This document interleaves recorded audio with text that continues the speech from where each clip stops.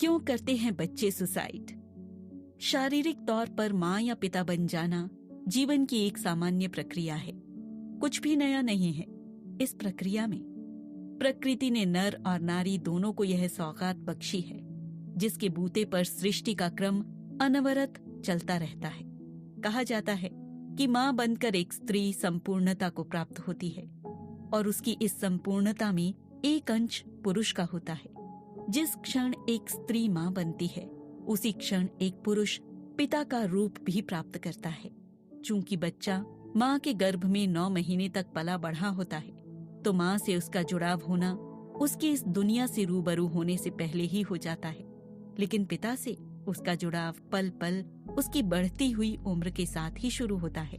बच्चे की बाल सुलभ चेष्टाओं से ऑफिस से थका हारा घर आया पिता एक बार फिर से सुबह वाली ताजगी पा जाता है। धीरे धीरे उम्र के विभिन्न पड़ावों को पार करते हुए बच्चे के बाल मन पर अपने पिता की एक अलग ही छवि अंकित हो जाती है।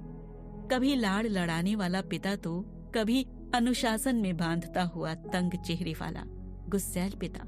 बच्चे की अपनी खुद की समझ जैसे जैसे परिपक्व होती जाती है, वह परिस्थिति के अनुसार पिता के बदलते वर्तन को अनुभव करना अच्छी तरह से सीख जाता है।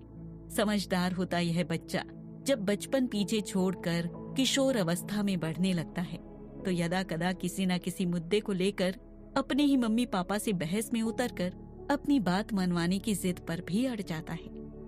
बच्चे के जन्म काल से पहले ही उसके बेहद करीबी रही माँ अपनी बच्चे की छोटी छोटी खुशी की खातिर बच्चे की जीत में अपनी खुशी ढूंढ ही लेती है। वहीं पिता के रूप में खड़ा हुआ पुरुष इस तरह का समझौता अक्सर आसानी से नहीं कर पाता। वह पिता के रूप में पुरुष की स्वभावगत कमजोरी होती है। किशोर वय संतानों के संग थोड़ी बहुत बहस तो हर घर में होती ही है, और इस बहस के केंद्र में एक तरफ किशोर अवस्था की दहलीज पर खड़ा बच्चा होता है और दूसरी तरफ उसका अपना पिता। माँ की उपस्थिति अक्सर इस बहस में नादारद सी होती है, क्योंकि अपनी स्त्री सहज समाधान वृत्ति की वजह से वह पहले ही अपने हथियार डाल चुकी होती है। किशोर वय की तरफ जाते संतानों के साथ व्यवहार करने में अपने अहम को महत्वपूर्ण समझने वाले पिता अपनी संतान को एक छोटी सी परिधि से बाहर निकलता नहीं देख पाता और उम्र के इस नाजुक दौर पर खड़ी अपनी संतान के मनोभावों को पूरी तरह से न समझते हुए उससे दोस्ती भरा व्यवहार न कर पाने की एक छोटी सी भूल कर जाता है। समय के साथ जब यह भूल बार बार होती है, तो किशोर वय संतान और पिता के बीच एक अनकही अव्यक्त खाई बनना शुरू हो जाती है। ऐसे मौकों पर माँ की भूमिका बहुत ही इम्पोर्टेंट हो जाती है, क्योंकि इसी अवस्था में बच्चे को अपने पिता के लिए गए हर निर्णय गलत महसूस होने लगते हैं। माँ बेटे और बाप के बीच बन रही विचारों की दूरी को थोड़ी सी समझदारी अपनाकर मिटा सकती है। बच्चा अपने बचपन को पीछे छोड़ सतरंगी सपनों को साथ लेकर किशोर वय की मुग्धावस्था में मग्न रहना चाहता है, बंधनहीन रहना चाहता है। जबकि इसी अवस्था में एक समय खुद गुजर चुका आज का पिता अपनी संतान को वास्तविकता की धरातल पर चलना सिखाना चाहता है, जीवन की कठिनाइयां बताना चाहता है, ताकि उसकी संतान वह सब सहन ना करे जो उसने खुद सहन किया था। गलत तो कुछ भी नहीं है इस तरह की सोच में, लेकिन इसी तरह की सोच से फिर एक महत्वाकांक्षा का जन्म होने लगता है और शुरू होती है एक ना रुकने वाली दौड़ की।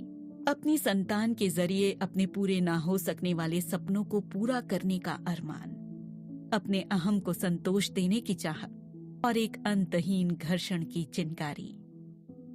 बात छोटी सी ही है, लेकिन उम्र के दौराहे पर असमंजस से खड़े बच्चे के मन को यह सब बातें कमजोर बनाती हैं और कहीं ना कहीं उसके मन को एक नकारात्मकता से भी भरने लगती हैं। अपने सपनों को साकार करने का साधन बने बच्चों के लिए सुविधाएं जुटाने वाला पिता उसकी परेशानी समझकर भी नहीं देख पाता।